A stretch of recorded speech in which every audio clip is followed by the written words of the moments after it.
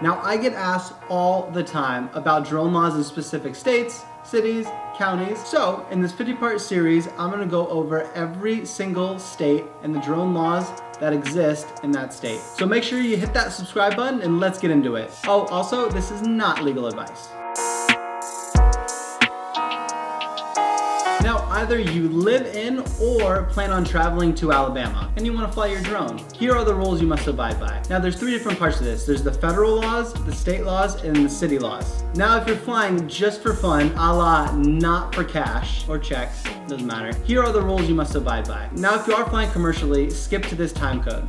Now first, you must register your drone before flight to the FAA Drone Zone website. I'll link it below. You must fly within visual sight. Your drone must be under 55 pounds. Now that is very, very heavy. Most consumer drones are like between 1 and 3 pounds. You must never fly near another aircraft. If you're flying within 5 miles of any airport, you must notify the control tower. And lastly, you must never fly near emergency response efforts. Now for the commercial flyers. You must hold a remote pilot's license issued by the FAA. You must register your drone with the FAA Drone Zone website. Again, I'll link it below. Your drone must be under 55 pounds. You must fly in Class G airspace. You must fly below 400 feet. You must fly during the day or at civil twilight, which is 30 minutes after sunset. You must fly under 100 miles per hour. What drone goes 100 miles per hour? I barely drive at 100 miles per hour. You must yield the right of way to any manned aircraft. Can't fly over people. And lastly, you cannot fly from a moving vehicle unless you're in a lightly populated area, which I'm guessing is like farmland. Now, these 8 things, you can actually get a waiver from the FAA to avoid them,